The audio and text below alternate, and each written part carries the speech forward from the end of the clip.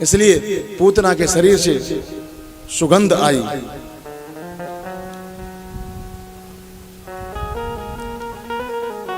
जन्मोत्सव उधर मन रहा था तो भोले बाबा से रहा नहीं गया।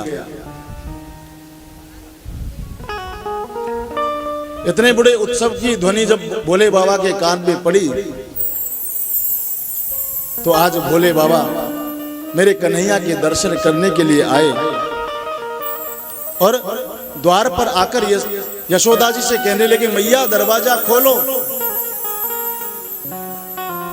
यशोदा ने कहा, कौन है भैया? बोले, हम हैं शंकरानंद जी महाराज ज्योतिषाचार्य, वेश बदल कर आए भगवान। लेकिन मेरे भोले बाबा कितना ही वेश बदल ले, सांप बिच्छुओं के कारण समझ में आ ही जाते हैं। कहीं सांप लटक रहा है, कहीं बिच्छू लटक रहा है। मां यशोदा देखते ही घबरा गई। अरे बाबा, तुम्हारा ये भयानक रूप, मेरा लाला तो तुमको देखते ही डर जाएगा, मैं मेरे लाला के दर्शन नहीं कराऊंगी। बोला, मैया दर्शन तो कराना पड़ेगा। हमारे गुरुजी ने कहा है, जब तक लाला के दर्शन नहीं कराओगी तो हम यहां से लौटकर नहीं जाएंगे। मां यशोदा ने कहा, बाबा इतने बड़े बड़े आपके गले में नागराज,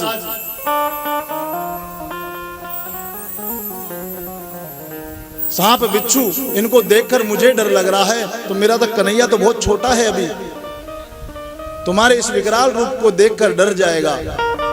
तो पता है मां यशोदा ने क्या कहा? अरे मैया, ये तो बहुत छोटे छोटे सर्प बिच्छू है, तुम्हारा लाला तो 1000 फन वाले शेष नाग पर शयन करता है, नहीं डरेगा इसको देखकर। यशोदा ने कहा, वाह, मेरे को लगता है बाबा आप कहीं गलत जगह आ गए, जाना कहीं और था, कहीं और पहुंच गए। अरे मेरे लाला तो चित्र में भी अगर नागराज के दर्शन कर लेना तो वो डर जाए, और तुम कहते हो शेषनाग पे शयन करते। भगवान शंकर ने कहा, मैया कुछ भी हो, मैं कन्हैया के दर्शन किए बिना यहां से नहीं जाऊंगा। बोले, बाबा आपको जो चाहिए वो ले जाओ, आटा चाहिए आटा ले जाओ, दाल चाहिए दाल ले जाओ, हीरे मोती जवाहरात सोना चांदी जो चाहिए ले जाओ, लेकिन बाबा लाला के दर्शन तो नहीं कराऊंगी।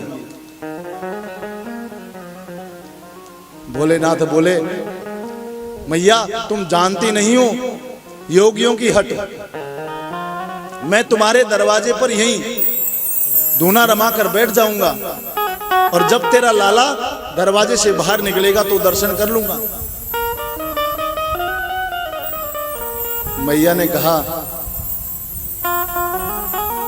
बाबा तुमको पता नहीं है, मेरा महल बहुत बड़ा है, मेरे महल में 25 दरवाजे हैं, तुम इस दरवाजे पर बैठ जाओगे तो मैं दूसरा दरवाजा खोल दूंगी, लेकिन दर्शन नहीं कराऊंगी।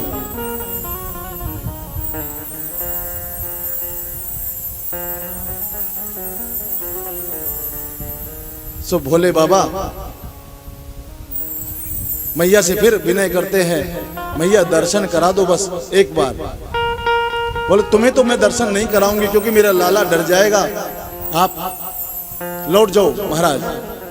सो क्या किया भोले बाबा ने वहां से लौट गए और सुदूर जाकर के एक बरगद के वृक्ष के नीचे आंखें बंद करके कन्हैया का ध्यान करने लगे। और जैसे ही भोले बाबा वहां से लौटे, कन्हैया ने जोर जोर से रोना शुरू कर दिया। माता यशोदा ने सोचा, अभी तो दूध पिलाकर सुलाया है लाला को, ये रोता क्यों है? पलने के पास गई, गोद में उठाया, लेकिन लाला तो चुप होने का नाम ही नहीं लेते। गोपियां इकट्ठा हो गई और पूछने लगी,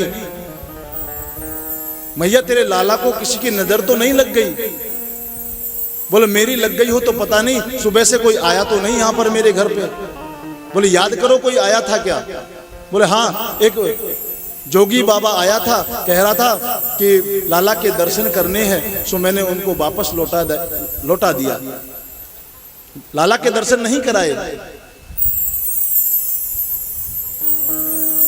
गोपियों ने कहा मैया लगता है उस बाबा को जादू टोना करना आता है, सो तुम्हारे लाला पर कोई जादू टोना करके चले गए। अब तो बाबा आएंगे तभी चुप होंगे ये। सो गोपियों से माँ यशोदा ने कहा जाओ, कहीं अभी ज्यादा दूर नहीं गए होंगे, उनको बुला कर लाओ तुरंत।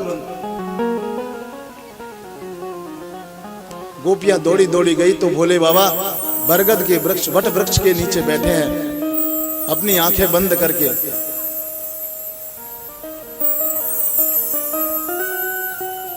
गोपियों ने कहा महाराज प्रणाम करती हैं, माँ यशोदा आपको बुलाती हैं अपने लाला के दर्शन के लिए। बोले हम कहीं नहीं जाते, हम एक जगह बैठकर भजन करते हैं, इधर उधर ज्यादा घूमते नहीं हैं। बोले महाराज चलिए तो सही, माँ यशोदा के जो लाला हैं कन्हैया, उनको नजर लगी है, उनकी नजर उतारने के लिए माँ यशोदा ने बुलाया है। बोले बाबा बोले नजर लगी चाहे कुछ भी लगी, माँ अगर माँ यशोदा मुझे दर्शन कराए इसी शर्त पे मैं नंद के महल में वापस चल सकता हूं। गोपियों ने हाथ जोड़ के प्रणाम किया, बाबा आप चले तो सही, लाला के खूब दर्शन करना, खूब आशीर्वाद देना, एक बार पधारिए। सो आज भोलेनाथ नंद जी के महल में आए, द्वार पर खड़े हुए और माँ यशोदा के गोद में नन्ना सा कन्हैया जोर जोर से रो रहा है। किसकी नजर लग सकती है? मैया जब तक मेरी गोद में नहीं दोगे तब तक इसकी नजर नहीं उतरेगी।